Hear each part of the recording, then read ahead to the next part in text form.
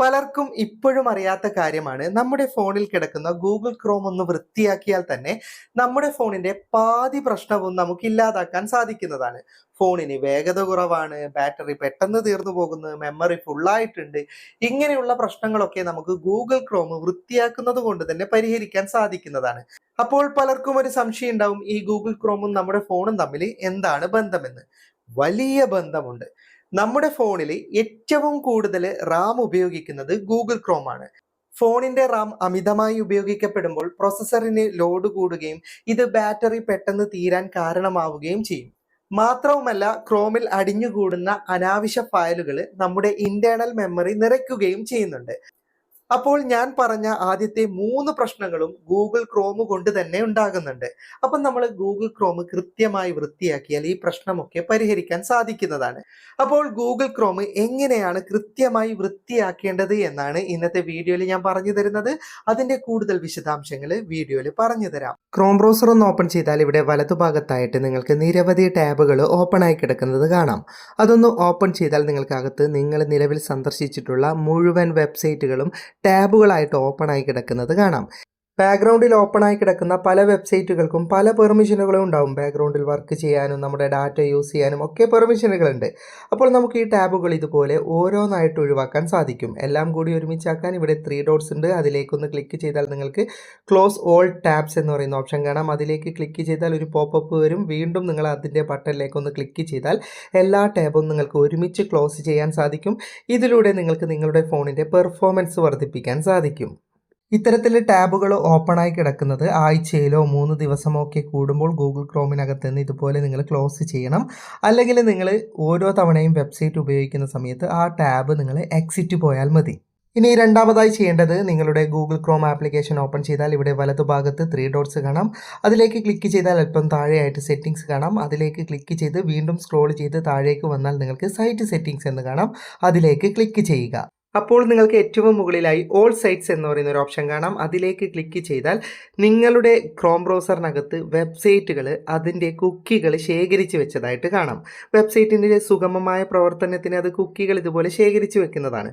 പക്ഷേ ഒരുപാട് കുക്കികൾ ശേഖരിക്കപ്പെടുമ്പോൾ അത് നമ്മുടെ ഫോണിൻ്റെ പെർഫോമൻസിനെ ബാധിക്കും.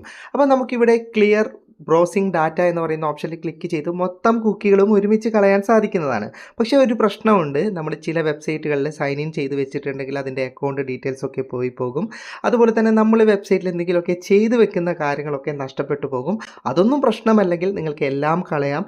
ഇനി നിങ്ങൾക്ക് ഇതുപോലെ പാസ്വേഡും കാര്യങ്ങളൊക്കെ പോകുമെന്ന് ഭയമുണ്ടെങ്കിൽ ഇതുപോലെ ഓരോരോ വെബ്സൈറ്റ്, അതായത് നിങ്ങൾക്ക് പരിചയമില്ലാത്തതൊക്കെ ഇതിൽ നിന്ന് കളഞ്ഞിട്ട് പരിചയമുള്ളത് മാത്രം ശേഖരിച്ച് വെക്കാൻ സാധിക്കും. പക്ഷേ ഒരുപാട് വെബ്സൈറ്റ് ലിസ്റ്റ് ഉണ്ടാവും. ഇതിൽ നിന്ന് നിങ്ങൾക്ക് വേണ്ടുന്നത് തിരഞ്ഞെടുക്കാൻ കുറച്ച് പണിയാണ്.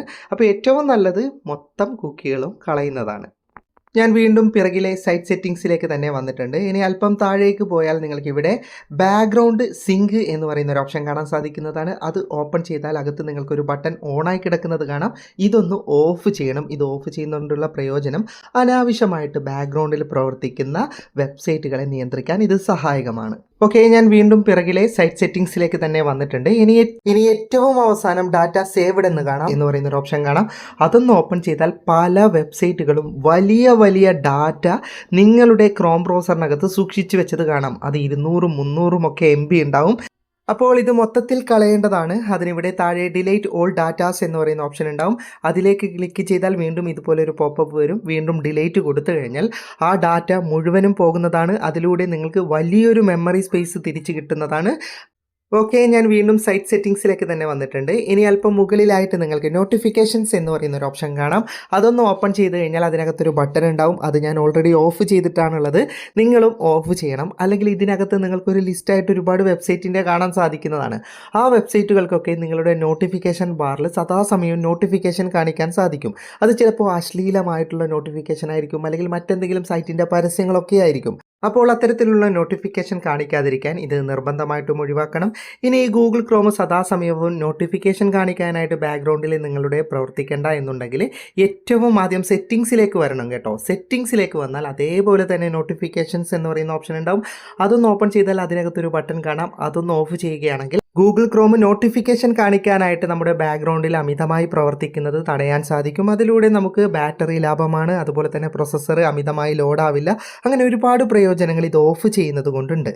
അപ്പോൾ ഇത്രയും കാര്യങ്ങൾ നിങ്ങൾ ഗൂഗിൾ ക്രോമിനകത്ത് സെറ്റ് ചെയ്യുകയാണെങ്കിൽ ഗൂഗിൾ ക്രോം വഴി നിങ്ങളുടെ ഫോണിനുണ്ടാകുന്ന ഒരുവിധം എല്ലാ പ്രശ്നങ്ങളും ഇതിലൂടെ നിങ്ങൾക്ക് അവസാനിപ്പിക്കാൻ സാധിക്കുന്നതാണ്. വീഡിയോ ഇഷ്ടപ്പെട്ടെങ്കിൽ ലൈക്ക് ചെയ്യുക, നിങ്ങളുടെ അഭിപ്രായം കമന്റ് ചെയ്യുക. ഒരുപാട് സുഹൃത്തുക്കൾക്ക് ഉപകാരപ്പെടും, ദയവായി ഷെയർ ചെയ്യുക.